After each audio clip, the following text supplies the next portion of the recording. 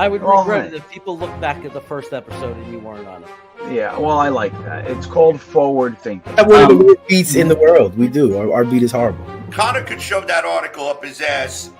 And then I went to that game and I was like, this is the greatest team I've ever seen in my life. I'm a Jet fan. This is going to be the greatest run ever. Yeah. No, because if they take Aquanu, I'm not complaining. Joe Douglas is the king of keeping shit close to the vest. A 2, a 4, and a 6 for Darnold? Did the Jets really ruin Sam Darnold? Or did Sam Darnold just suck all along and we were just trying to talk ourselves into it? And Hamilton is a player who can potentially make a very big impact. And suddenly here we are today, you can't get rid of him. Right, it's like a plague. Joe Douglas was hired because he's not those general managers. Okay, Luscious. Somebody is going to fall just like Elijah Moore did, just like Michael Carter did. You know, what would, if you had one sentence to say to Joe Douglas, what would you say? So you would say, you had me at hello, and then give him a big old wet one right on the smack. Hello, everybody. This is NFL Chaos with Jeremy. I bring the chaos. How do I bring it? You just saw an example of how I bring it in the intro. And here it is on Sunday, 5:17 p.m. Western Time, 8:17 Eastern Time. And what is there to talk about? Well, Matt O'Leary just did a great show. Matthias Simon is in the chat. How are you? First one to find it. Tom Bon Jovi shows up. Hey, Tom, did you just see Matt O'Leary do his show going on live? How cool is it that he goes on live and the entire world jumps on to his stream? Isn't that amazing? The guy is amazing. I love him. And everybody else does too. Anyway, here I am again, still in San Diego, going to be here for a while. And quarterback in Hamilton could push down some good players. Yeah, that's out of nowhere. But I guess you're considering the conversation. You're continuing the conversation from Matt O'Leary. Yeah, I was there too. Did you see me? Did you see me? I put up a chat and he put it on. He said, "Hey, NFL Chaos with Jeremy, you're the man too." Yep, that was me. That was me, Tom. That wasn't somebody who stole my name. I was actually there. No, I was there with you.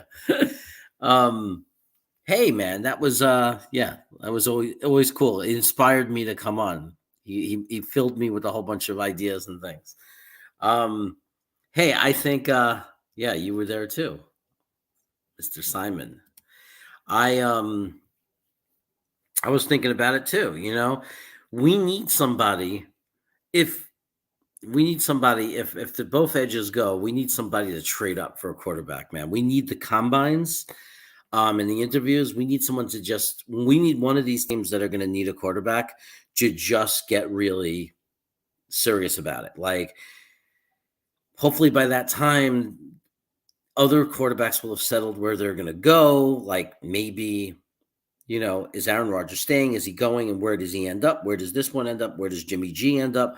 Maybe if some of that gets settled and resolved, there's going to be a team that doesn't have a quarterback that's going to say, we need to have a quarterback, and they're going to fall in love with somebody from this year's draft. It happens, like in the combine. Maybe Hamilton blows people away in the combine. Maybe he's just so good, people just don't, any player. There's so many guys. Maybe there's a bunch of guys that could be, and suddenly somebody's really desperate and they're willing to give us a real haul. And when I say real haul, I'm talking about like another. Their second round pick, third round pick, or their second and fourth and their first round pick next year, something pretty serious. We split spots with them. We pick up an extra couple of picks this year, at least one that's a second rounder kind of thing. And then next year we already add on a number one pick to go with our own number one. And we start off in good shape. So that'd be cool. We can do that. But that's right now the way it looks right now. Right now, it's more likely someone trades up in a spot like that, so the price is a little bit lower. But it could still be a good price. I mean, it could be a good haul for us. I mean, it might move us down, to 20-ish and still get a Traylon Burks, or still get a Nakobe Dean, or still get a high quality player, an impact player at a position we need, and pick up a second round pick, a fourth round, whatever it is, and just get more picks and fill more spaces for ourselves. What's up, John Post? The weekend treated him well, man. I'll answer for him. He had a good show this morning. We talked about all the quarterbacks going to like how they performed this year. You should go check it out. You should check out a replay of it. Pure Adrenaline Fantasy Sports. Look at the latest show. And it was just aired at noon Eastern. And it was a good show, man. John's doing good. You know why John's always doing good? Because John always has access to good cheesesteaks. And when you live in the Philly area and you can get yourself a good cheesesteak or a good hoagie or a good stromboli or a good soft pretzel, what's there not to be happy about? It's the greatest stuff in the world. So, yeah, Malik Willis, I definitely think is a guy who can move up the way he played the Senior Bowl, for sure. I love it when people call Tom Tim, little Tim. Hey, Tom Bon Jovi, a great weekend, Jeremy. I just said I like that. We're all answering the same thing. It's not being on live is like the highlights of our weekend. We can't stop talking about it. But yeah, Tom Bon Jovi. How about you? How's the kid? How's being a father? How's being a dad today? Tell me what it was like to be a dad today. What did you do? Did you ever take the kid for a Happy Meal? That make him happy? Isn't it amazing how easily we can make a little one happy? Maybe he's a little too young for that. But when they're like 3 or 4, man, you take them to McDonald's for a Happy Meal, you got a happy kid. I mean, they're just happy. I mean, I'm going to be honest with you. If you take me for a Happy Meal, I'm going to be happy. I'm serious. Like, you come knock on the door. Hey, I'm in San Diego. Get in the car. You take me to McDonald's and you give me a little Happy Meal, with a little toy, a little cheeseburger or nuggets. I'm a happy guy. Now, I'm probably going to run back inside and get myself like 2 Big Macs to go with all the Happy Meal. But it doesn't mean I'm not going to be happy about the little Happy Meal you got me. So let me know, Tom. Let me know. Is he old enough? Have you done that with him? Have we done the Happy Meal thing, or is he still eating Cheerios?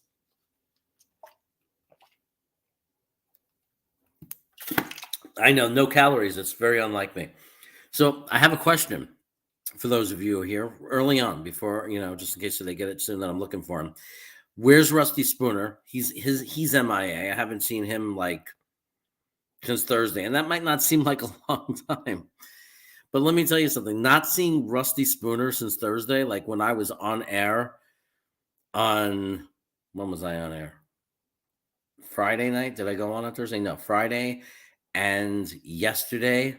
That's 2 in a row where I didn't see him. And now this is the 3rd day where he's not saying what's up or jumping in. I'm a little concerned. Like, where is Rusty Spooner? That's going to be a big question. Where is Rusty? I sent him my email. I was hoping to get an email from him saying, like, Rusty's Diamonds for the segment coming up on Wednesday. The other guy who disappeared was Friggle D, because I gave Friggle D my email. He was supposed to email me because I wanted Friggle D to come on and join me on a podcast here, on a stream. And I haven't heard from him. So I'm like, what's up, Friggle D? Do you want to come on or not, man? I'm totally serious about it. I'm also looking into Google Voice, like what Ryan does.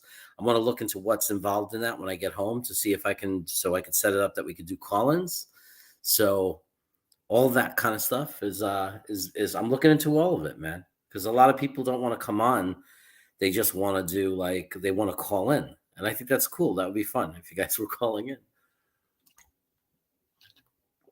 Got Tom Bon Jovi calling in. You start hearing the son crying in the background. Be funny. Okay. Let's see what he did. Wait, so we got an answer. Laughing out loud, I took the family to Mario's Italiano restaurant. My son enjoyed the chicken parm. Yeah, boy. That's what I like to hear. So check it out. Here we are in San Diego. We're in a rented house, so we went shopping. We found the Trader Joe's. So I want to show you something. I'm going to be right back. I'm going to do something you're never supposed to do. It's like the equivalent of dead air on a radio. I'm just going to leave a blank screen. Okay? But you can hear me in the back. I just have to do this. I can't resist. I have to do it.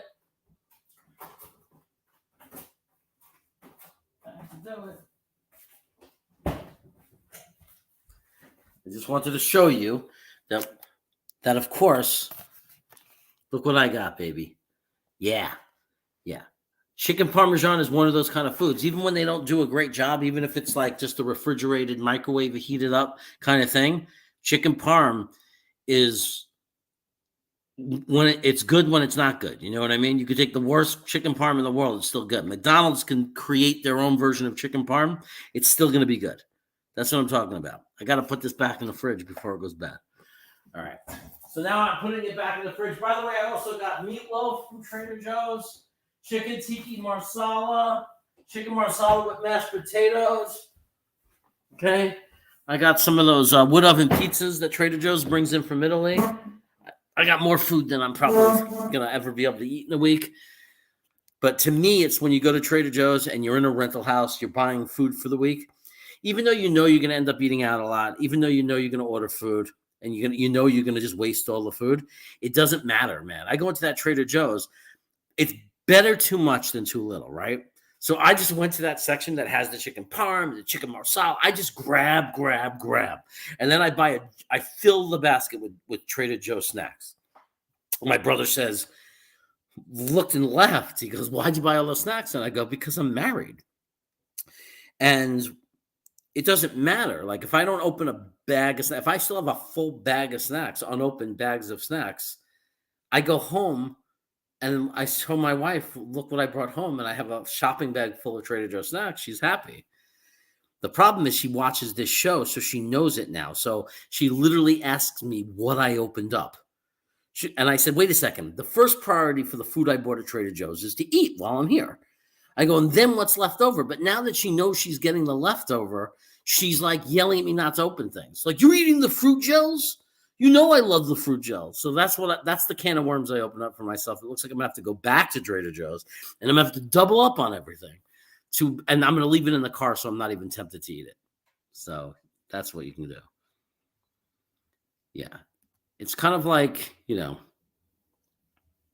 it's kind of like, I'll try to say it. I don't want to get dirty or naughty, but it's the truth. Okay. Pizza, chicken Parmesan. All these kind of things.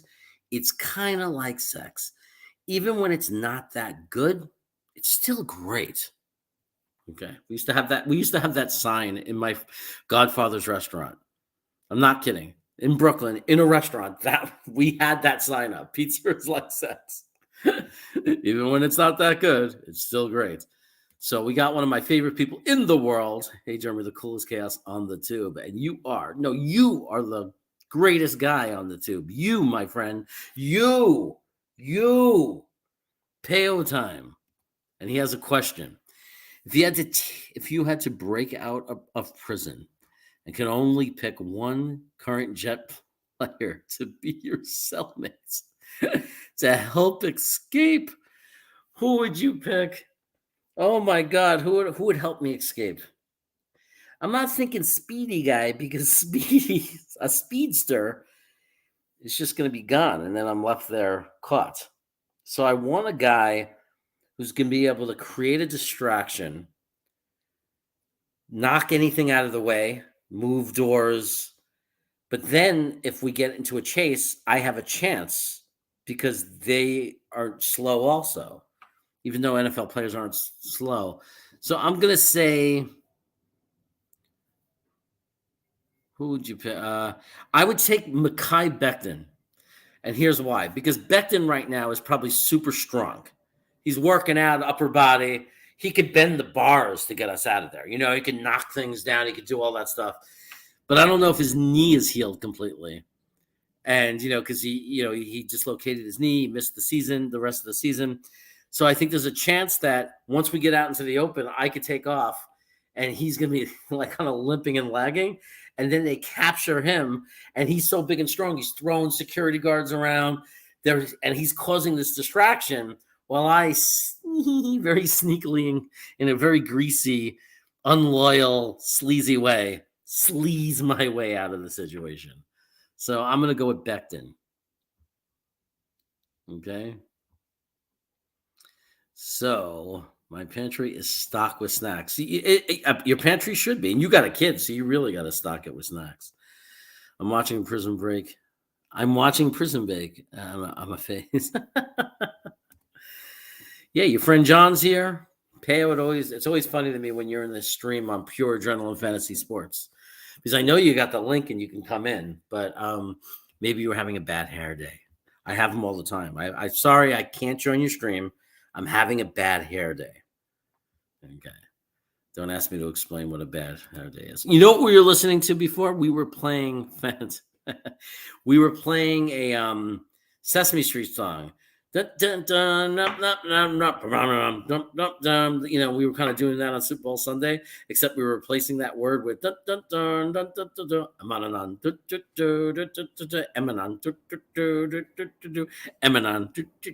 I'm saying it right finally. Eminon. I'm saying it right. Fans, that'd be an interesting choice. Great choices. All right. You like my Becton explanation? It's pretty good. I all have bad hair days too. Can you tell I'm having a bad hair day? Does it show? Is it obvious? I was like, I wasn't going to come on right now because I'm having such a bad hair day. I'm telling you, it's awful. The Benny Hill theme is no, it's not that. What it was faster, the Benny Hill thing. It was like I remember it because then he would always be doing like, I remember the Benny Hill theme. I used to watch Benny Hill with my dad. My father loved Benny Hill. They used to play the repeats on the weeknights when he come home from work at like dinner time, and we would watch. How come I can't remember the freaking Benny Hill theme? Holy cow, how did it go? Shoot. If Matthew was watching downstairs, he'd run up and tell me. He'd remember. You guys should look it up on YouTube. Not now. You guys should look it up on YouTube. You should check out what type in Benny Hill theme song or something, or you know. Oh, you used to sneak up late and watch it? Yeah. They played it at a reasonable time when I was a kid. Like they played it like you know, around dinner time, 7:00 or something like that. Like repeats or because I remember like my dad would watch it every night and he'd just laugh and laugh. I didn't get half the jokes. Yeah, I was really young. So, but that's a good memory. Thanks for bringing that up, man. There was some good stuff when I was a kid. There was it was on at 11 also for you. Okay. There was some good stuff when I was a kid. You know, there was like I was I guess 9-10 years old when the Muppet Show was really popular. It would come on like live, not the repeats, but like the Muppet Show. And we would watch the Muppet Show, my family. And we liked it. It was funny. They were like the two guys that I used to think were the president and the vice president. And then when I got older, that someone told me, no, those were the critics. Remember those two guys? Like in the beginning theme song, it would be like, why do we always come here? And the other guy would be like, I guess we'll never know. It's like a kind of torture to have to watch the show. That's probably like my Gitmo Bob. Like that's what Gitmo Bob is. He watches my show, and if he was allowed to do his critiques, that would be his thing. That's what you'd show Gitmo Bob, and that's what he would sing. That would be his part. Why do I always come here? And he would sing that. But yet he can't explain it. He just comes and he watches my show. He stays on the stream. Muppet Show was awesome. I think it was Thursday nights. Wonder Woman, Incredible Hulk. Oh, man, and Dukes of Hazzard. Yeah, man, I watched all of them. Wonder Woman and the power she possesses. Incredible Hulk. Mr. McGee, don't make me angry. You won't like me when I'm angry. And then what was the song at the end? They'd always play it when he's walking away with his bag. Dun, dun, dun, dun. Dun, dun, dun, dun. And they'd put like the sad music because he had to leave town because the formula of the show was he turns into the Hulk once. That doesn't solve the problem. It just saves them.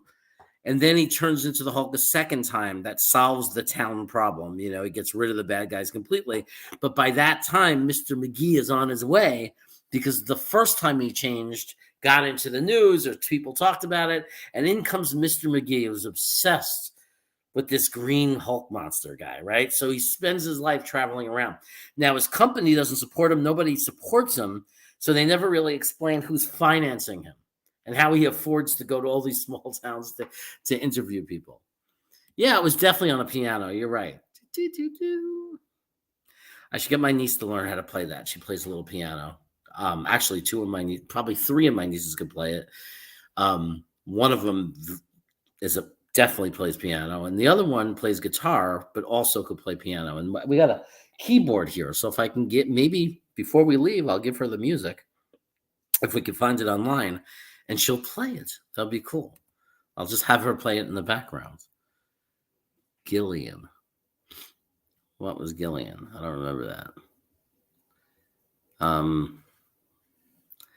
don't know. And then Dukes of Hazzard, Roscoe Pico Train, Boss Hogg, Daisy Duke. My God, I was just getting to the age where I could understand. There she was on TV. My God. Woo. She had that little car, like they got her that cute yellow car or something, or her Jeep. She had the little Jeep. Why do you think they had her riding in a Jeep where you could see her? That wasn't planned. There was no reason for that. I'm just a good old boy, never meaning no harm, fighting the system like a tomb, Martin Daylight and Born. You know, that show got bad when the Cousins replaced the stars, and the Cousins happened to be one blonde, one brunette that kind of looked like. That was so stupid. Well, it was a good show, man. Waylon Jennings, singing that song. Did you ever hear the full version? It was pretty good. He goes, but my mom always yelled me because they show my hands, not my face on TV. Because he was the narrator, too. He sung the song, and he was the guy telling the story. He was like that background narrator. That was Waylon Jennings. Yep, they wrecked her Roadrunner and got her the Dixie the Jeep. Man, you remember. Like, you really remember. And they used to get, like, country music stars to sing at the end. Like, they would give them a ticket or something or threaten to arrest them if they didn't perform. That would go over well today. But yeah, that season with the Cousins was total crap. So this is what we do in the off season. This is what we do, man. What before the draft and before free agency, we talk about old times. We talk about Dukes of Hazzard, and we talk about, some people here are saying, what are they thinking? You remember Airwolf and the A-Team? They always had to knock Mr. T out to get him onto a helicopter or a plane. That was pretty cool. There was one episode that I love. I still quote it to this day. Singing at the boar's nest. There was one episode to this day I'll never forget of the A-Team. The crazy one, what was his name? Monroe or something like that. He was the crazy one. They would always have to break him out of the mental asylum for their missions. And he had to create a disruption. He went to a prison cell and he was screaming, I want a trash bag, over and over again. And it got to a point where he was like, I want the trash bag. I want the trash bag. He was just doing it over and over again. And of course, you guys could tell already, I love to annoy people. So I'll be sitting next to my friend David. He's this big guy called Smush in his restaurant, right? So this is my godfather's restaurant. He's my best friend. They own the restaurant.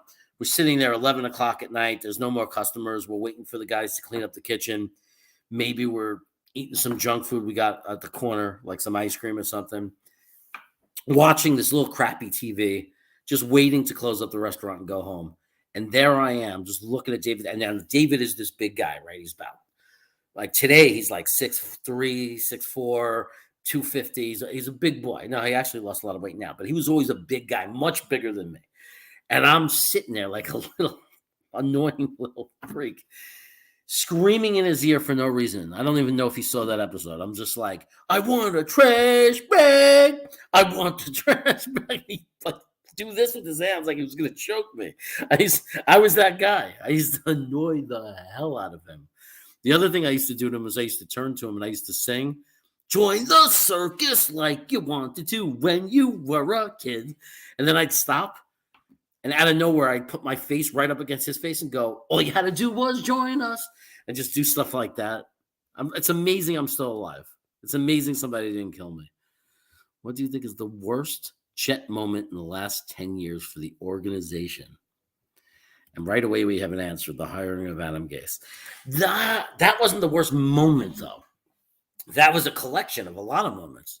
I mean, it was a bad signing, But I'm not going to go that route. I'm not going to go with like a thing that they did. I'm going to say, what was the moment?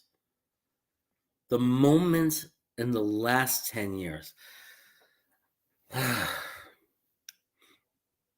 think there was an interception by Fitzpatrick in 2015 against Buffalo.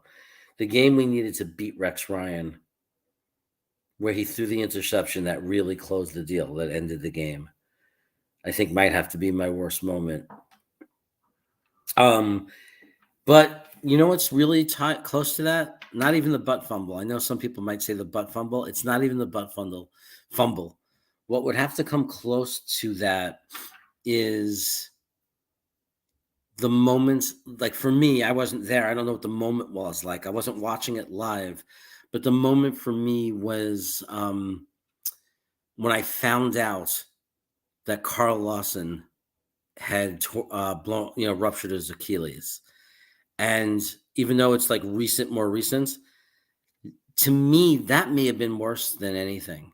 Well, I mean, the Fitzpatrick interception against Buffalo was bad, but I didn't recover from that injury, the Carl Lawson. That was like somebody kicked me in the gut. I was sick for a week. Like really, I felt bad and down for a week. I was like, and I wasn't like someone could be like, because usually sometimes I'm the guy that tries to talk people off the cliff for certain things. There was no talking me off the cliff on that one. There was no way to smooth that one. There was nothing good about that moment. That was just like somebody took a knife and just put it right into my back. I mean, because I was so excited for Carl Lawson. And him going down and realizing he missed the season and we don't know for 100% if he can come back and be the same. That was just, then Greenbeat said it right too. He just got up, he said, it's just like we're not allowed to have anything nice. And it's what it felt like. So to me, I'm going to go with that and the interception by Fitzpatrick. And I'll put the Lawson thing as number one because I just think it's like I'm so excited about this turnaround and this rebuild, and he was going to be such a big part to of this defense, and it was just such a bummer. Jeremy, me and your brother are both big Battlestar Galactica fans. How do you know that my big? Oh, you know that? Okay, you're talking about the new Battlestar Galactica, because I was a tremendous Battlestar Galactica fan, the original one, like. I still remember my favorite episode where Apollo gets stuck on a planet and there's like a Cylon who got stuck there, who's living there. And he's like the big bully. No one could beat him in a draw. Like it's like a Western and everyone's afraid of him. And he's like bullying the town. And then Apollo goes up against him and just kills him. But right before he went up against him, when Apollo pulled his thing off, I don't know if it was the laser or if it showed his badge, but it showed who he was. Like it showed who Apollo was. And the Cylon sees it and goes, uh-oh. And then they draw it and he kills him and he zaps him. That was my favorite episode. And I also like the guy with the funny light head. That would be by your command. But I still need to watch the new Battlestar Galactica. And it's probably not even what anybody would call new anymore. But I still have to watch it. My wife comes in and says, when Castillo dropped the pop-up. That's the Mets, honey. Was it Castillo who did it? Wasn't it right around our wedding? That wasn't a bad moment for you. That was a bad moment for me, right? When the Mets were going to beat the Yankees, and then he dropped the pop-up. And then the Mets sucked after that. They lost like the next 12 out of 13 games. Typical Mets. Kung Pao chicken. J. Cole. In the chat, the first thing I noticed is a food. I already showed and held up a chicken parm from Trader Joe's, man, to show that I'm still eating good out here. But Kung Pao chicken, you come to San Diego, a place called Spicy City, and you get the best Kung Pao chicken in the world. The Carl one hurt a lot, man. There's no question about it. I know it had hurt everybody. Like, what real Jet fan wasn't hurt by that, The Gaze presser was bad. Yeah. The Gaze presser was bad, but it was more embarrassing. I mean, it gives us good content now. Like to me, it's humorous now. Like Greenbean did all kinds of funny things with those videos. Like it's funny. They have like lasers coming out of his eyes, moving around and shooting ships and stuff like this. Now at least we could have fun with that. I'll never have fun with the Carl Lawson thing. That'll never be funny. There's no funny thing we could turn that into. Every AFC championship loss. I don't know if those are in the last 10 years anymore. That's what sucks, right? Wasn't it 2009 and 10? I don't know if that counts as the last 10 years. So, new and old. Oh. My favorite was when the second Battlestar came out of the Pegasus and there was 2 of them. Oh. I think I have a faint memory of that. I do. I have a faint memory of that. I love that show, man. I used to love that show. I used to love when they had the bat. I loved Starbuck and Apollo. That's the only one I remember the plot to, that one episode I just talked about. I can't remember another plot to those. I just remember they were kind of like a vagabond, like on the run kind of thing. I heard the new one's a lot darker about that. Like there's a lot more death and they're underdogs and it's a lot more dreary, and whereas like it doesn't have like the happy endings. It's more of a continuation struggle kind of thing. Whereas the old one was just, every episode was kind of small little inside the stories were like little happy endings all the time. It was a make you feel good kind of show. I remember the Addams Family. I didn't really watch it, but I remember the theme, da-da-da-da, da-da-da-da. Like I remember that. And I remember the old guy with the hair like that. Famous actor later on, character actor. We're not grilling. I don't know why. We're just like being really lazy about it. Like we have the grill, but we just went to Trader Joe's and got easy to prep things. We might go to Ralph's or Costco if we pass one or from near one on the way back from tomorrow's event. We might go to Costco and grab some steaks or something there, or we might just go to Ralph's and grab some stuff, and we might work the grill. I mean, I could have at Trader Joe's grabbed a bunch of sausage, but I don't know. I didn't know what they were doing. They weren't grabbing those kind of foods. So I was like, what am I going to do? I'm going to grab steaks and stuff, and they're not going to cook. So I just did the same thing. I grabbed all these easy things to heat up and cook. So I don't know. And I'm on 92, 98. 98? Oh, okay. So you're talking about old time. Like older disappointments, I think, right? 82, that's right, 82, not 92. 92, we weren't that good. But 98, that was Vinny Testaverde.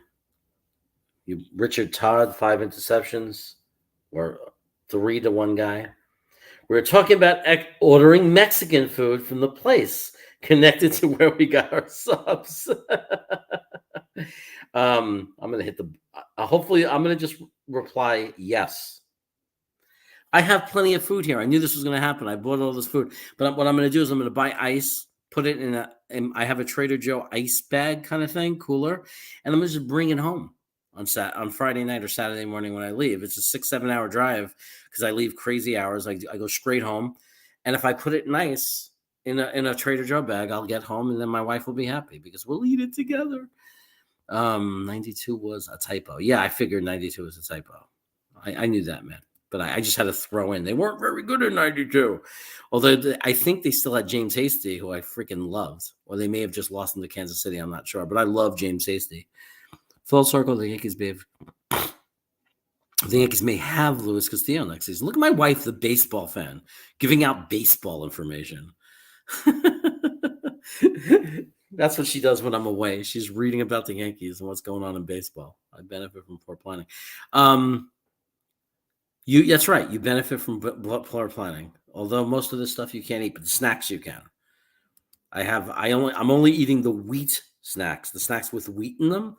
All the gluten-free things, except for the fruit gels, are staying very safe for you. But we live so close. We are staying so close to a Trader Joe's. I will probably make a Trader Joe run before I come home, and just come home with more Trader Joe snacks for you than I ever have before. All right, you're a Met fan. Cool. I knew I liked you, a Met.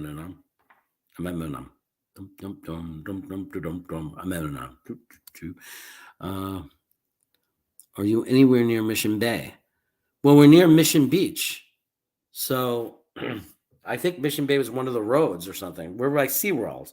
Like we literally drive by the entrance to the parking lot of SeaWorld to get to the house. We're between the bay and the ocean. That's where we're staying. That's where the house is. So I think if that's what you mean by Mission Bay, I mean, we're literally, I could walk within in 10 minutes, less than 10 minutes, I could walk to the main part of Mission Beach, where all the roller coaster is and all the stuff is. Like, we're literally right there.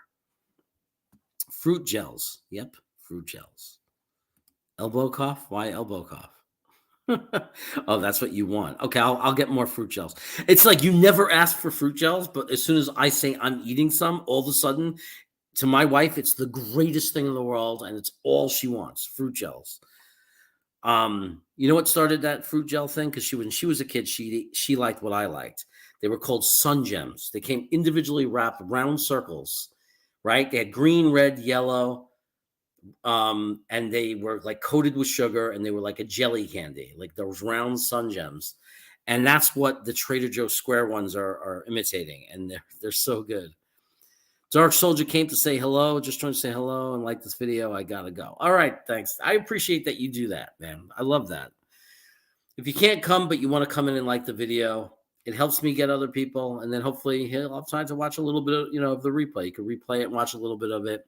We're not talking about anything serious, right? We're just hanging out. So until the Mexican food gets it, tell me what you want, what you really, really want. Okay, let me watch this. I can talk on this. I can make it say by talking. Okay, I want, if they have it, a breakfast burrito, chorizo and eggs. No beans. Okay, then check this out. You get to see real life chaos, how he orders his food. If they don't have breakfast burritos, I want chicken, rice, sour cream, guacamole, no beans.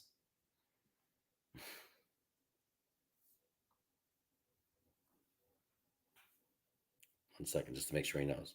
Burrito, of course.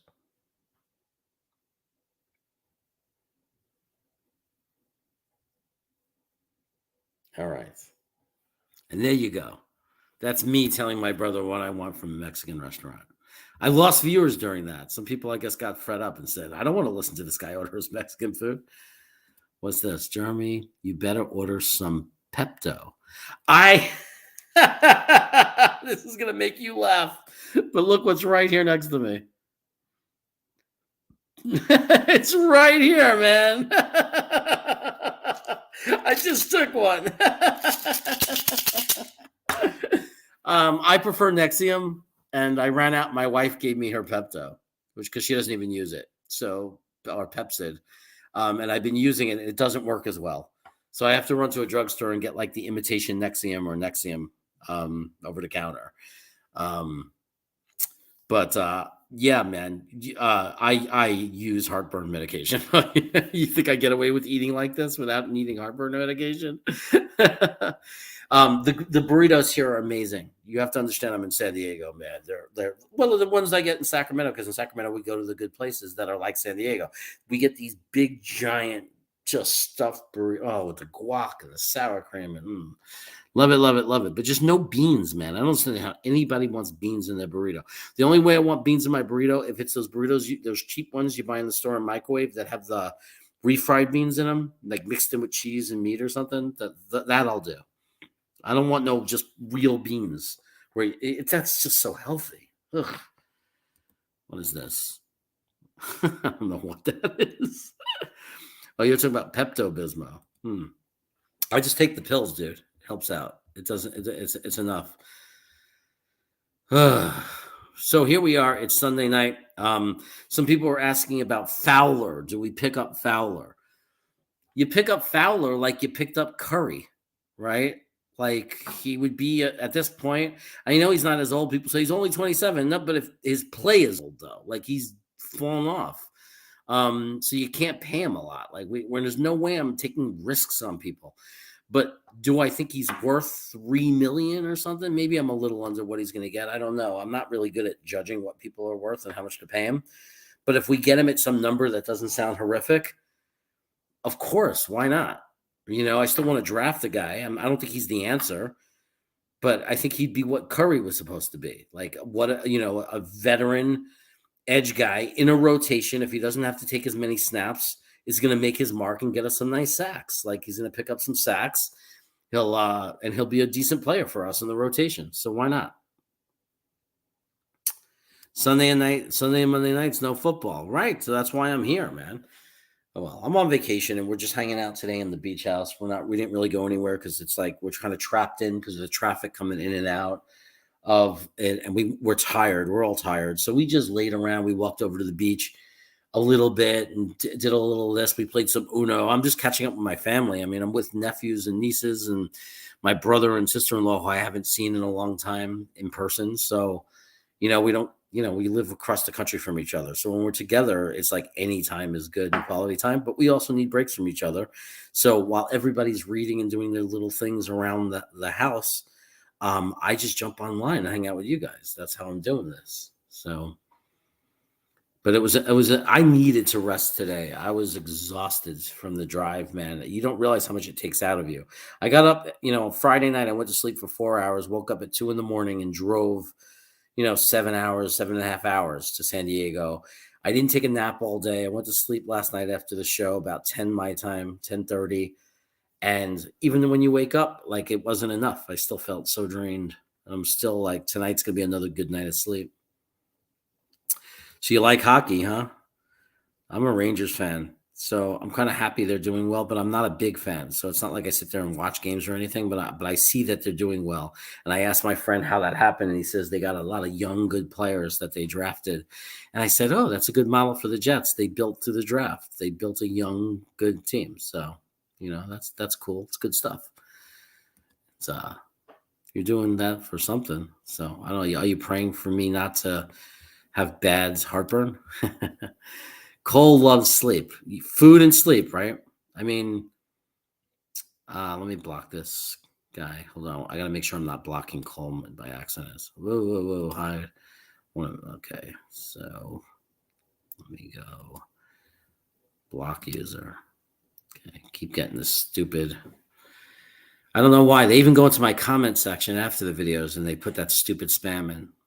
So I don't know what the hell that's all about. So wait a second. Are you a Rangers fan? Apartments. Oh, apartment with 4 kids having a sleepover. Pray for me. There's going to be a lot of giggling and laughing. Right? I'll never forget. We were in a bungalow in Monticello, New York. My friend's bungalow. Me and my brother hanging out with our neighbor, Mo. And cousin, like Jack or Dave. Like we're all there. And we're keep making noise and they want us to go to sleep. So Mo's father's all intense. He's like this big 6'6" guy, call him Farmer Stan. And he keeps coming in to like be intimidating. Like we have to shut up. And he comes in mad at one point because we're making noise and goes, I don't want to hear another peep. And he walks away and it's silent for like 10 seconds. And all of a sudden you just hear, of course, it's my brother, Matthew. Peep. We all start cracking up, and he came back in, and a wise guy. And I love it when adults have no sense of humor about it. Like that, there was a time, because that's not true today, but back then, that's funny shit. That's funny that a kid would do that. And he came back so mad, and it's like, where was the sense of humor with adults then?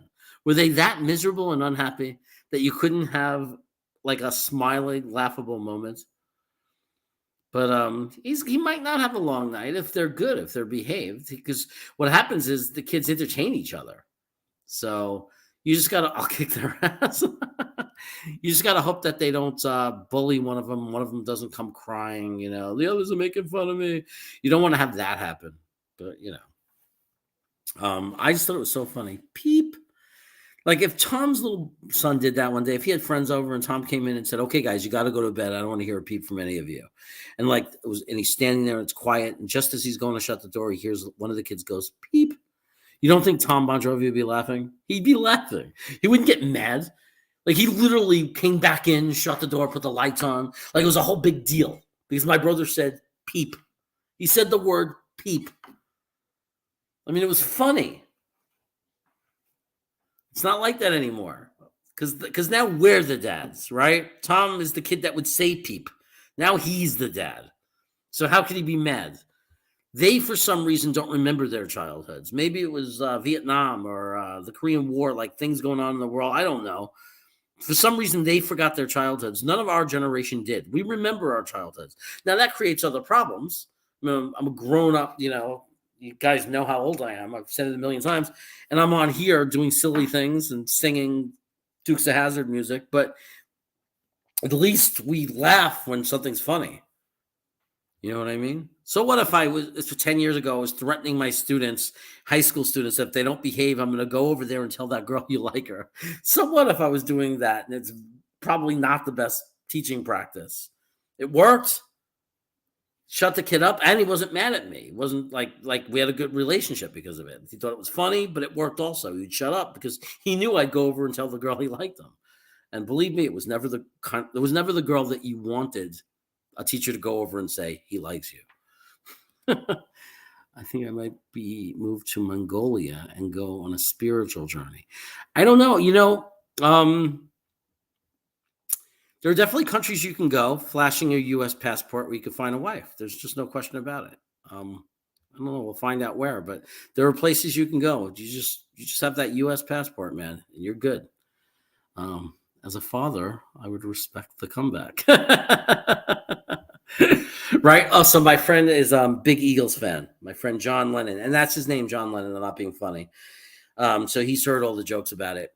He might come on here one day. I'm trying to get him to talk about the Eagles because he's a huge Eagles fan. He'd go to games with his dad. His dad went to games with the grandfather. I mean, so the generational Eagles fan, old time, old school. And what was I saying? Yeah. Okay. So his son, John's son, is a good kid. Diehard Eagles fan, just like dad, right? So he'd watch the games with his dad. He's watching the games. And this was like, he's grown up now. He's a nurse. He's, whatever. But this is when he was like 14, 15 years old. And he'd watch the game with dad. And I was always texting John. We were good friends. So we would just chat and everything. And he says to me, I'm forgetting his son's name, but we'll just say Junior for the purpose of the show. He said, Junior was watching the game for me. And Junior just yelled out, fuck, and was like throwing a pillow and everything. And he goes, and they're like Catholic, really, like, they go to church. Like, they're not into that. Like, that's not their thing. John's like, they're pretty straight up, like kind of follow the rules, conservative kind of people, really nice, good people. I'm not putting that down. So John's wife comes in and like looking at him like, what are you going to do? And John told me, he goes, man, I was so torn. He goes, because, I don't like the language. My son's not supposed to use that kind of language. He goes, but I was so proud too, like the passion. And I'm laughing, telling him, I think if you're going to watch football with your son and make him a fan of a team like the Eagles, who's kind of a similarity to the Jets, right? They break your heart. I think you kind of have to, because this was before they won a Super Bowl. I think you kind of have to let that go. And, you did it. You caused it. You made him a football fan of a team like the Eagles, like that break your heart. So girls sleeping over much easier than boys. Yeah, usually that's the case. That's true. How old though? That's an important question. How old? My son, when I have him, is going to be a meatball who loves football. I believe it, man. I've met you online. I've seen who you are. I would not be surprised if your kid is definitely a meatball who loves football.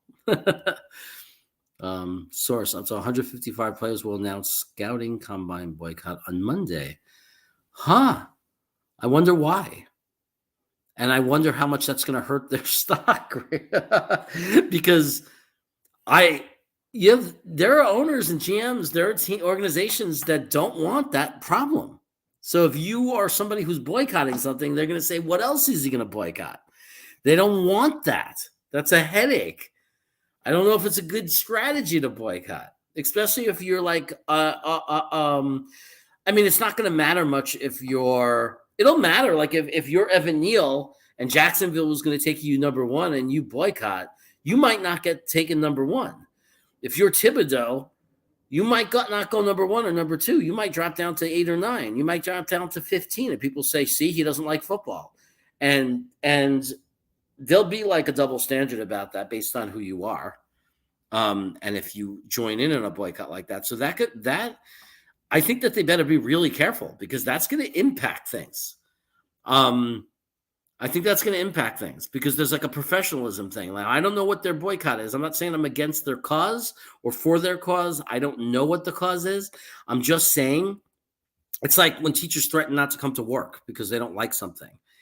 I get really freaking pissed because we're there for the kids and you're supposed to be passionate about that. So find a way to protest without hurting the kids.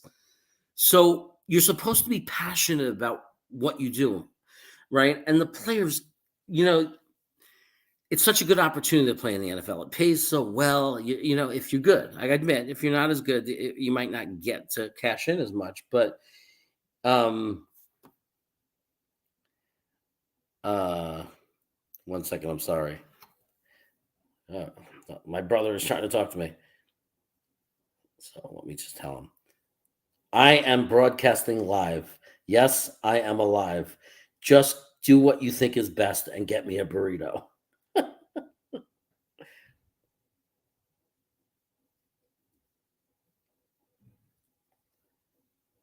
1 second. Do what you think is best. Best. This is really struggling typing up the word. Do what is best. Okay. Okay. Maybe he's coming in so I can just tell him. Just, they have breakfast burritos? Yeah, just get it with the potato, whatever. Just no beans. Okay. And tell them thank you. Like, I don't want to get, I think I'm not appreciative. But anyway, I think it's dangerous for the players who boycott. I think if you're a guy that was going to get drafted in the 6th or 7th round, you're going to not get drafted, now be an undrafted free agent. I think things like that. Because like the Jets say it all the time, it's not about the cause. It's about being passionate. J. Cole, if he had an opportunity to be at a draft combine, he would never, ever miss it for a million years. He would do anything to have that opportunity. Right, J. Cole? If you can go to a Division I school and have an opportunity to try out, would you boycott? Is there any cause that you would boycott for that? Now, I'm not saying you don't fight for a cause that you believe in, but would that be your action? I'm not going to come try out for you, UNC. No, Rutgers. I'm not going to try out for you and try to get a position as a defensive tackle. Where I get a scholarship, an education, and a chance to go to the NFL if I develop the right way. Like, so it's scary when they're willing to do that because it's like they're willing to get Russia is going to invade the Ukraine. Is that why they're going to boycott the combine? No, there's no way. So the league intends to create a bubble environment, which will strictly limit the ability of players to interact with others. That's what they're going to boycott over? That doesn't make any sense. Look, even if you don't agree and you think it's stupid and it's not worth it and you're against, like, why is this becoming so political? Like, I don't understand it. Okay, you think it's stupid. You think people are being overly cautious. How would that affect your life? Like, who cares? Okay, they want to be safe. They still feel that it could be dangerous, that someone might get sick. Okay, you think that it needs to end. Let's say you're someone who believes it needs to end. This is not them saying you have to get a vaccine to come in, right? Where they're going to inject people with vaccines to make sure you're vaccinated. Where you might say, okay, I'm going to boycott because I'm anti-vax for whatever reason, or I have an immune thing or whatever it is. They want to create an environment that's safer. I mean, even if there wasn't a pandemic and there was no virus, and I don't mean to get political because it's not politics. I'm not getting political. Let's just say a bad flu was going around. Let's say the chicken pox was going around. And they don't want people to get the chicken pox. So they're creating an environment where people won't get the chicken pox. What's the boycott? You're being invited to have an opportunity to show your talent to get drafted into the NFL. What do you care? Okay, we're going to put you in a more limited environment. You're not going to be with as many people. because we don't want to spread the chicken pox that's going around. Like, put any other kind of sickness. There's a bad cold going around, and that the guy that's running it is anal. He doesn't want people to get bad colds. Like, who cares? Why would you boycott? You're getting the opportunity of your lifetime. Stick me in a hotel room by myself. I don't care. Put me on the field when it's my turn and let me try to impress you so I can get drafted and make millions of dollars. I mean, this is something we're going to boycott. The politics that have been connected to this thing is just ridiculous. It's so ridiculous that this has become a political thing. I'm not talking about when it affects your life in a real way. Okay, I understand people are going to take sides against things. There are things that people don't want to do. I get it. But when you're talking about this is how we are going to run something, like I'm inviting you to my camp, and this is how I'm running my camp. I'm not asking you to do anything crazy. I'm just saying that in my camp, I'm a guy who's a germ fanatic. I'm a germophobic, and I don't want anyone to get sick. I'm in charge, and I just don't want anyone to get sick. I don't want to feel guilty. So I'm going to make everybody follow some certain procedures. They're not invasive.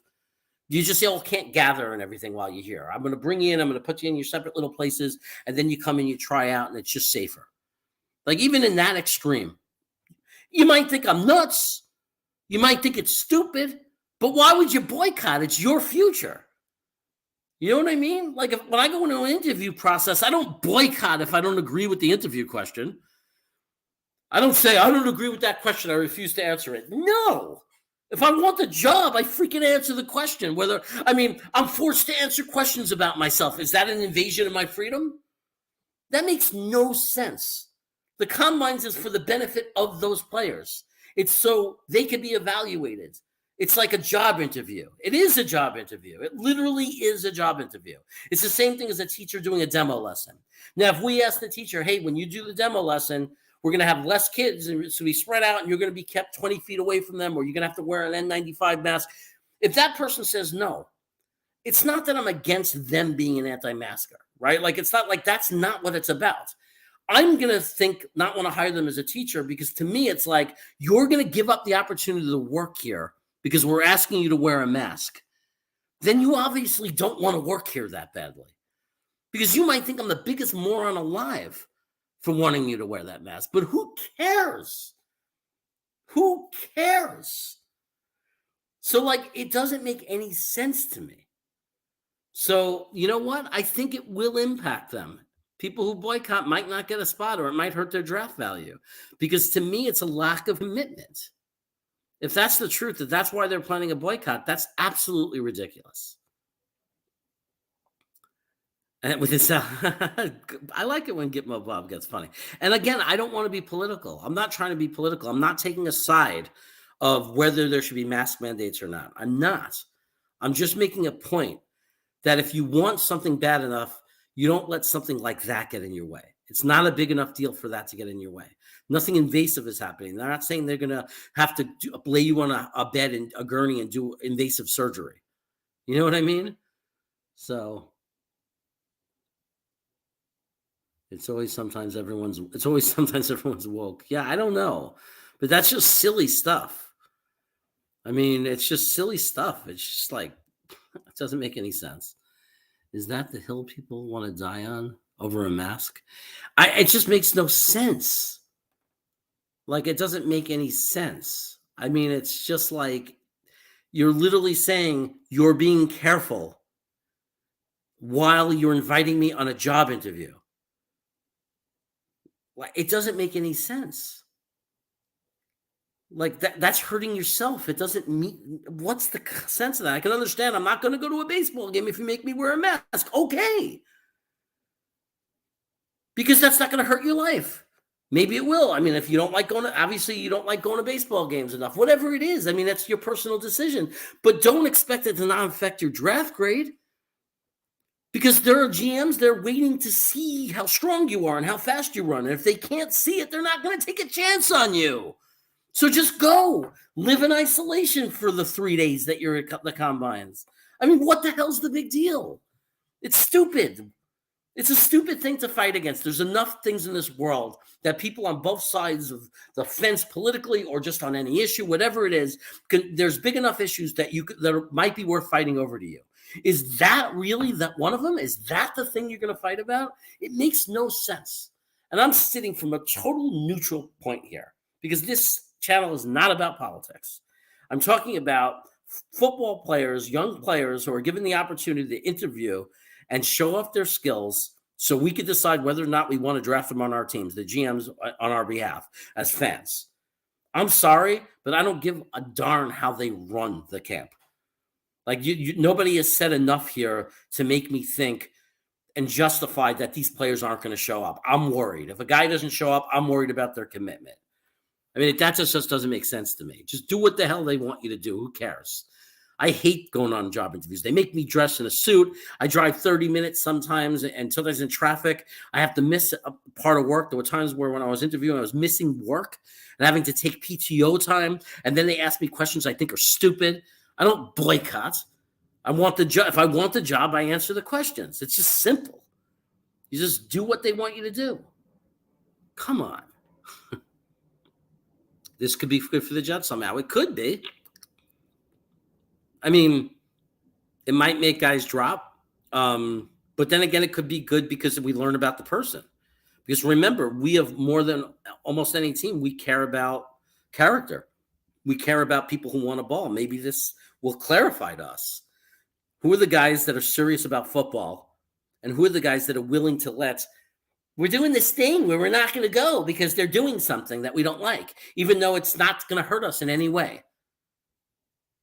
And if we're wrong, by the way, maybe we're wrong. And one day we're going to find out that they were actually doing something really good because maybe one of us, even if just one of us was going to get really sick and ruin our career, they did that a favor and they saved the player's career. Do we know that whatever they're going to do is not going to help somebody? Do we know that? Do we know it's not going to, maybe they were going to go afterwards to see their grandfather and maybe grandpa would have gotten something from them. I mean, come on. We don't know anything. So how could it hurt?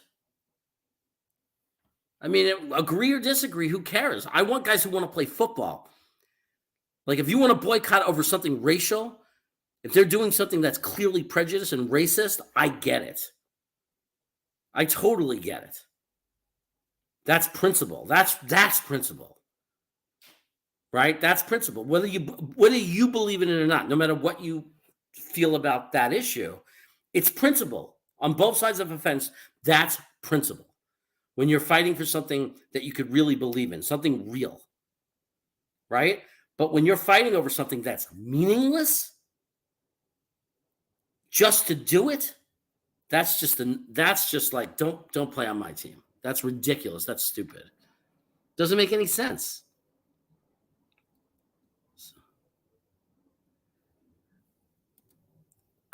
So you do not think they will invade Gitmo? What you guys are having a conversation? I don't know what it's about. I think Putin is a miscalculated response by NATO and is trying to save face because the optimum time to invade has passed. Oh, you guys are talking about that whole thing? Okay. I don't even understand it. Like nowadays, why do people want to invade other places nowadays? I mean, the last thing that was left to try to control was oil, right? And that's starting to not matter in the future. Like it's not looking like oil is going to matter as much. So it's like, now what's the reason that people need to invade other people? Like, like what's the new thing that we need? Like, is it ever going to just be, okay, stop, let the world be the world? Like, I'm just, but who am I to complain? Gitmo probably has suffered more because of wars and stuff. I don't know. I know you served. I don't know if you actually served like during a war, but like those are the people who really understand that if you're going to send people to die, there should be a much better reason than some of the reasons there's been in our past for people to go and die because some men in suits can't work out issues or because of greed or whatever. I mean, come on. The only time we should go to a war is if there's some great evil mental case that's going to destroy and kill people, and we have no choice but to go to war with them. But like the people who just decide to go and invade countries, like when there's no critical reason to invade them, it just makes no sense to me. What What isn't this Jets off-season Sunday? Wait, isn't this Jets off-season Sunday? Yeah, it's Jets off-season Sunday, but like they're talking about all these guys that aren't going to go to the combine because of some precautions they're taking during the combines that they want to take. If I'm to understand it, and I just like so that's why I never want to talk about politics, and it's not politics. That's just I don't like. I really want this to not be politics. This is not politics. This is just kids being stupid. Like who cares? Like you could say it's stupid. Every one of them could go to could say this is so stupid, and I couldn't care less if they think that. Like who cares? But like if you want a job, you go anyway. You earn the job. You don't like pick your battles. Fight over things that matter in this world. It just drives me crazy because these guys have an opportunity that we dream about. I don't know about if everybody here dreamed about it, but I dreamed about it my whole life. I've had dreams of being a Major League Baseball player, an NFL player, about like, imagine I was born with the talent to do it. Dream. When I meet people who have played professionally, and I had a parent in one of my schools who played for the Indianapolis Colts. He was an undrafted free agent, and he lasted a few years. I have a kid right now whose brother was on the practice squad of the Bengals last year. I think he got cut because they don't talk about it as much. I'm afraid to ask. But the point is, when I meet these people, I'm enamored because they are living a dream, something I can only dream about. I'm just like in awe of them for being so good at something that they can get to a level like that. So to me, to have that and then throw it, like if you're going to take a stance against something and you're going to do something like that and not go to a combine, you better have a better reason than, oh, they're being safe. And it's going to inconvenience me a little bit. I'm going to have to go through the process and it's going to be a little bit not the way I wanted it to be. I'm sorry. That's just, to me, it's just stupid. It's just stupid. That report is from PFT. Well, now I don't know if we should trust it. Should we? I don't know. But let's hope it doesn't happen. I mean, I would prefer that it doesn't happen. I think that's going to taint the whole combines. Like, I really hope it doesn't happen. I hope that something doesn't happen that taints the combines. I think that I just like, I'm not into it. Like, that's just like, let it, like, if there was going to be a protest or something, let it be over something real. You know what I mean? Something that really matters in the world.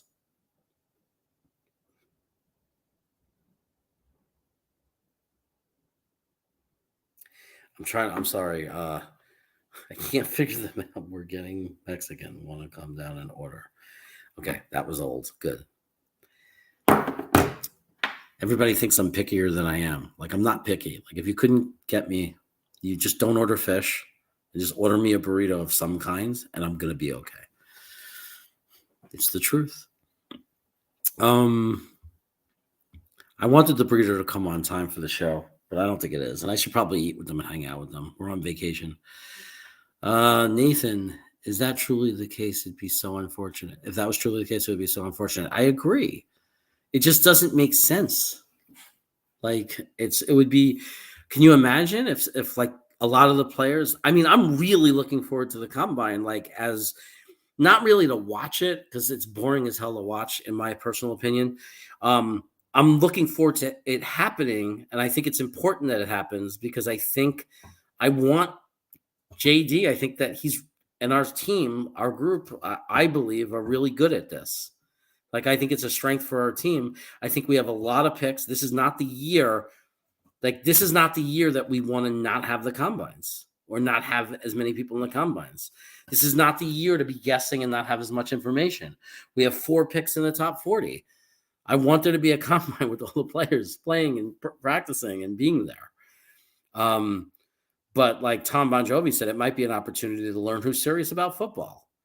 Because if you're willing to boycott over that, there's so many things in this world that will happen in the next 10 years that are so much more worthy on both sides of a fence, on both sides of an issue, to boycott over. Like, there's going to be things that are real in this world, not something silly like that. It's a silly reason to boycott something. I'm sorry. Mexico food trumps everything. Oh man, yeah. We bought so much food, and it's so funny because all we're doing is ordering out. I ate some of my food. I ate a Trader Joe's pizza before, so you know. Jets. Yeah, but I have a question. Where is Jets mess? Like, where is he? He has been gone now for 3 days. Gitmo's here, which is good because I didn't see him yesterday. And where's Rusty Spooner? That's the big one.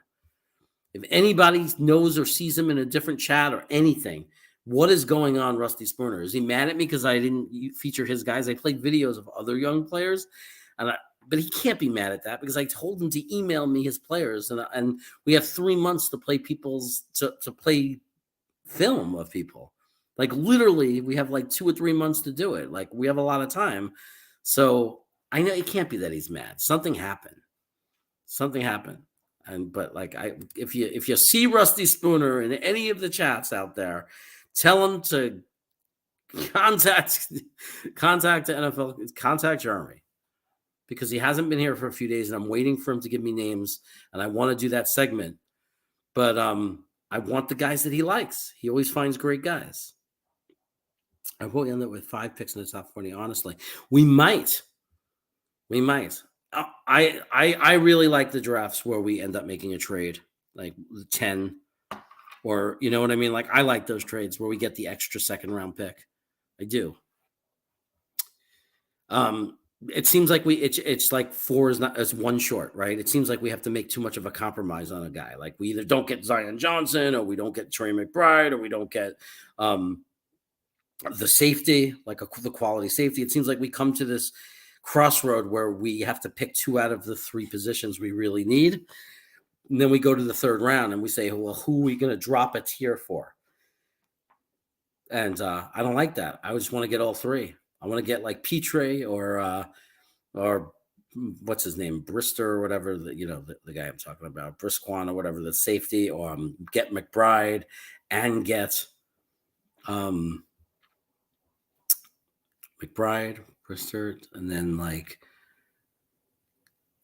Christian Harris at linebacker, or Zion Johnson, like something like that. Like maybe we get Nakobe Dean after trading down a little, right? And then in the 2nd round, we have 3 picks, and that's where we lock up McBride, a safety, and a Zion Johnson or something. But now I'm not so sure. Now I'm not sure Zion Johnson's going to make it. You know where I think Zion Johnson's going to go? I think Zion Johnson is going to end up on the Miami Dolphins.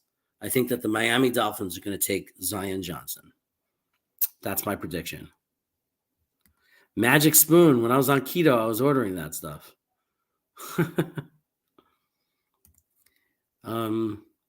Isn't it amazing that every year new players emerge that we have to look into? Recently, I heard of a wide receiver from North Dakota State, I believe. Yeah, somebody was talking about, I forgot the name also, but I remember the name of the college, North Dakota State, that someone was saying we have to look into them. And the funny thing is, Gitmo, is JD might not ever look into them or give a shit, or he might know everything about them already. It's us. We're looking into them. It doesn't affect anything that JD does, right? So, and it doesn't affect who we're going to pick. None of this talk, none of the things we do, none of it matters. JD has his own scouting team. They have their own reports. They're going to do what they're going to do. We're just having fun trying to think what we would do. And we might try to guess what we think JD is going to do. And we're going to find out if we're right. And we're going to find out if we're wrong. But like, none of this means anything as far as what the Jets are going to do, obviously. Sometimes people get carried away where they honestly think it does. They start screaming at me, stop saying to pick this guy, stop. And they're yelling as if Joe Douglas is not going to pick or he's going to pick Kyle Phillips too early because Jeremy Kravats discovered him through Rusty Spooner and played it on YouTube. So that means JD is going to pick. Like, that's how people act sometimes. It's absolutely insane. Don't worry about it. We can talk all we want. We can name all the players we want. It's not going to mean a thing. JD is going to do what JD does. I believe a wide receiver holds the most value still selecting the 3rd round, Pickens or Watson. Yeah, look, a lot of people are saying that about, and it just varies on how bad you like a guy. Like, because a lot of people are saying, hey, there'll be tight ends even in the 4th round. right? They're, so tight end is deep. Don't waste the pick there. There are people saying safety is deep. You don't have to waste the pick there. And there are people saying that wide receivers are deep. Just don't only go by PFN though. Like look at Draft Tech. Go to Draft Tech, 2 T's, Draft Tech, TEK. And go to other sites and look at their rankings because they're very different. So just because PFN and the draft simulator has some guys available, don't like automatically think in your head those same guys will be available. Like we don't know that Pickens will really drop that far. That's something that one site says. Other ones have him going in the second. So be careful about that. Like we don't know for sure, which is why you might see JD take a guy at 10 that you thought was going to be there in the second round and say, why the hell is he doing that? Like what he trades down to pick 22 and he picks Trey McBride. Why the hell did he do that? He did that because you can't go by PFN.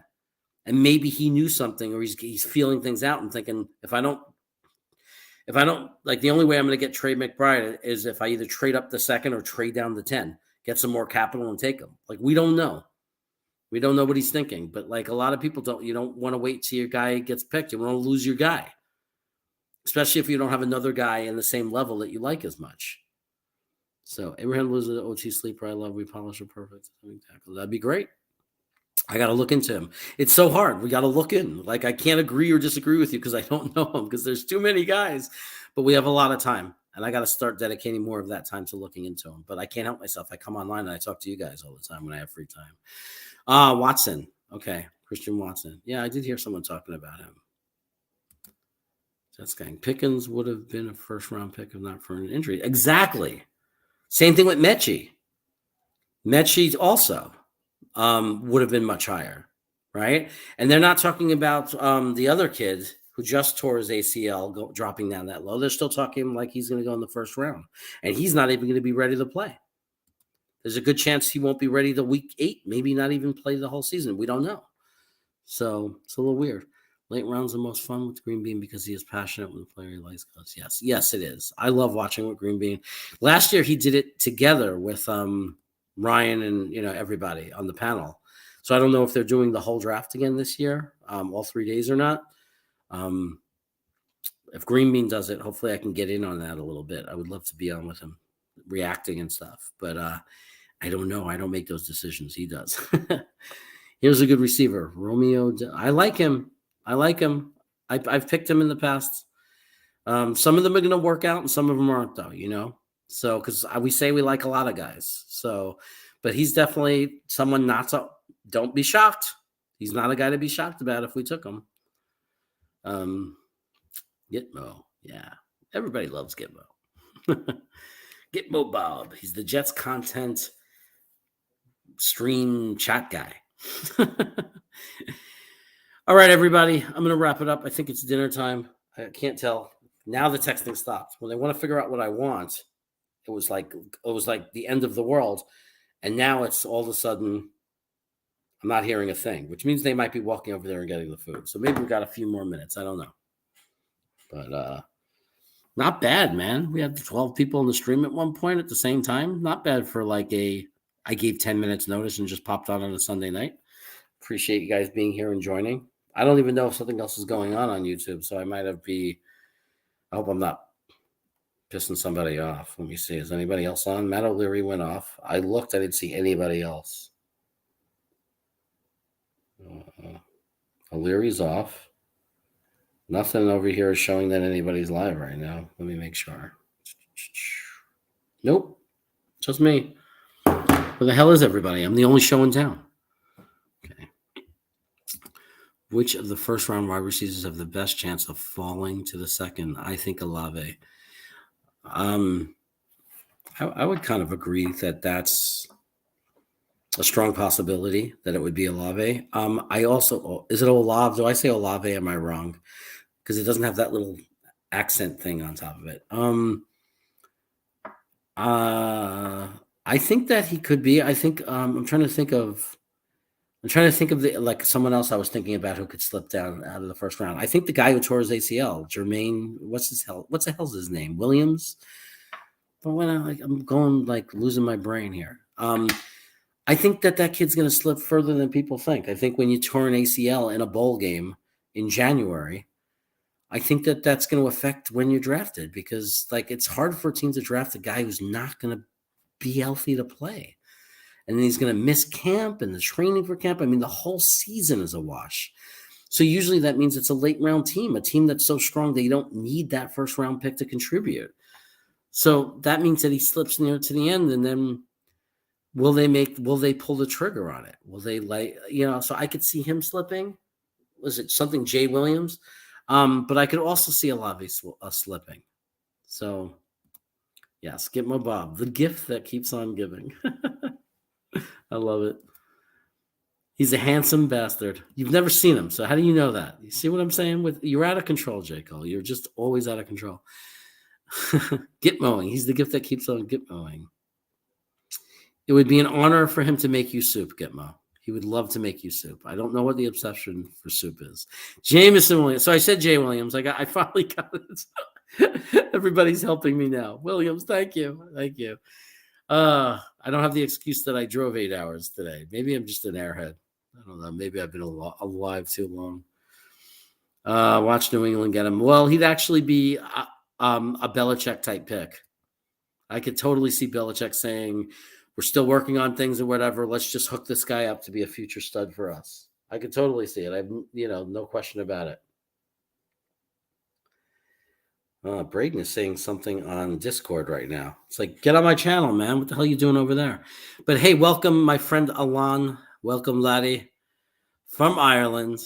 He's here from Ireland, guys. That always a little bit of applause.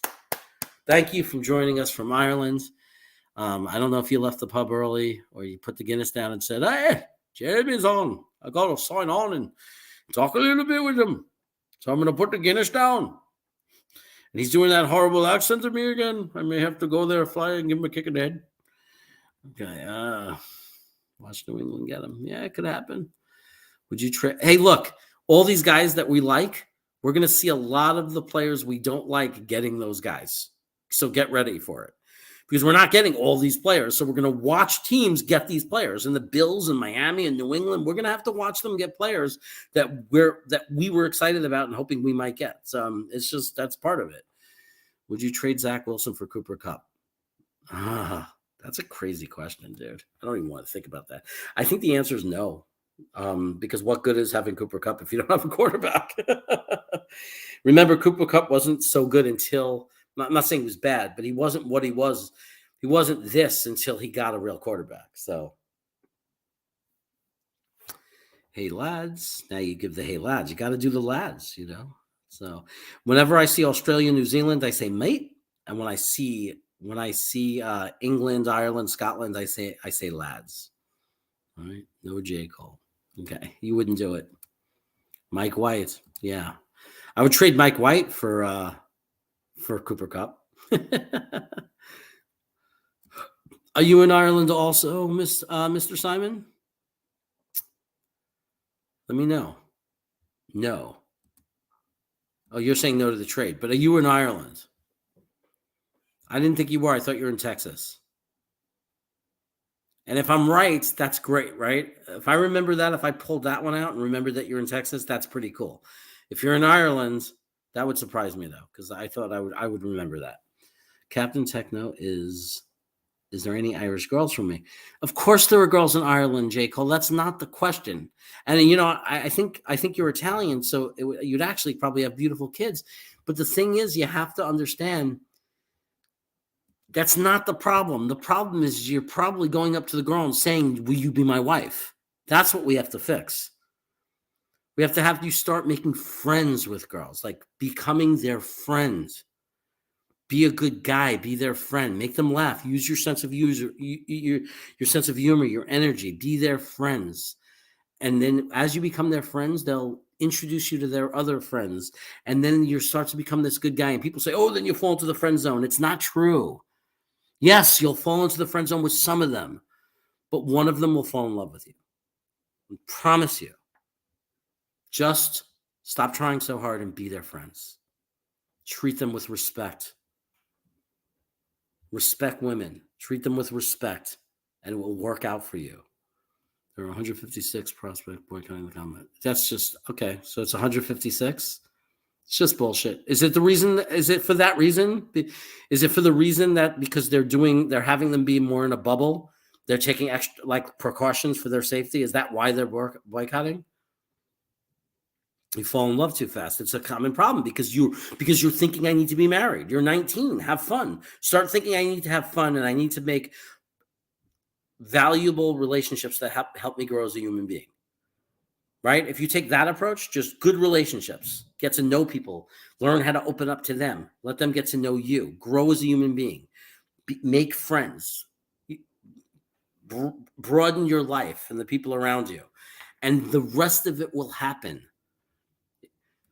The worst kind of marriages are when people are looking for a husband and wife and find each other, and that's what they want. They want to have a husband and wife instead of naturally just finding the person.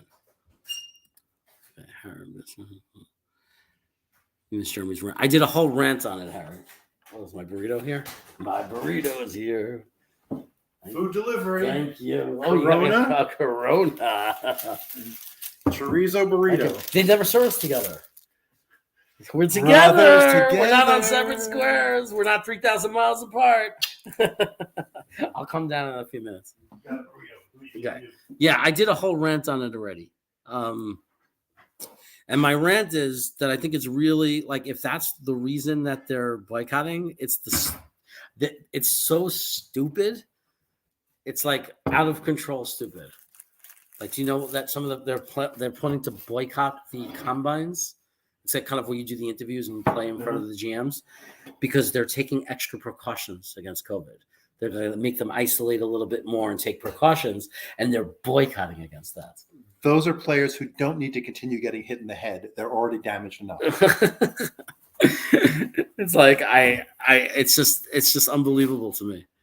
It's like I would be so excited to be invited to the combine to be part of that, and that's the dumbest reason not to go. If they were doing the opposite, I could see it. Like if you were like not a boycott, but like if you have someone in your family, like I live that situation. I have someone in my family. If you're in the situation where someone in your family is very severely compromised health-wise, or you have diabetes or you're health-wise, I could see not boycotting, but not going. Like I can't go. And you tell them why and you explain and say, I can't take a chance. I have to stay excluded from people. I can't have roommates that I don't know. I can't take a chance that I get it. Fine. Like, don't go because it's not being safe. But if they're being extra safe, you could think it's stupid. Your opinion could be that it's dumb and that it's ridiculous, and you can bitch about it all you want. But to boycott? To say I'm not going to go on the job interview? Like, I'm not going to try to up my draft value? Who are you hurting? You're hurting yourself. It's the dumbest thing. It's so stupid. Do you know how much millions of dollars is on the line? People have in the combines went from 24, like in the 20s, and moved up to be the top 10 pick because of the combines. Gitmo will tell you, he's been watching longer than I have. There are guys that move up so many spots and millions of dollars are on the line. And you're going to play this game and boycott because they're being too safe. They're not going to let me party with 50 people pushed around me. They're going to make us be separate. It's not going to be a party. It's not going to be fun enough for you. Like, what the hell is going on here? When did this world lose its mind? Just go to the combine and put up with their rules, whether you agree with them or not. Who cares? You're trying to make money here. You're getting the privilege of getting to play football, possibly, in the NFL.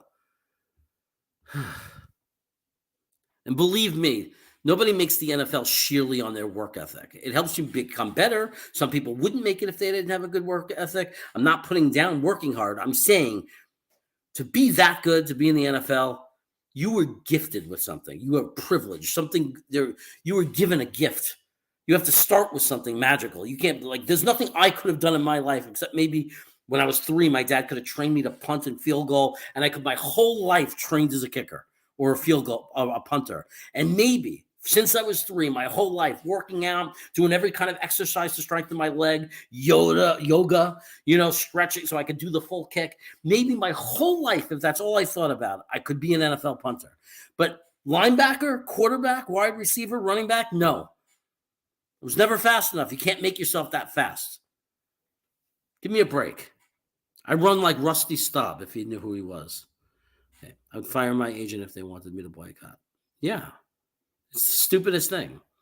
I really would have guessed, honestly, that it was the reverse. Like, if you told me there was a boycott, I would have guessed it was the opposite. It was because they're not being safe. People are boycotting because they feel they're being put in a dangerous situation.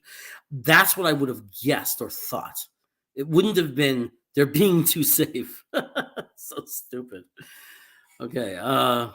Yeah, that's unbelievable. That's where you take your stance in life. We have so many things going on in this world, so like where people are really suffering around the world. There's things going on where people suffer.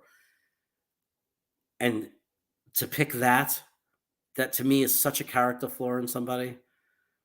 Like, boycott because you want to send a message about world hunger. I don't know.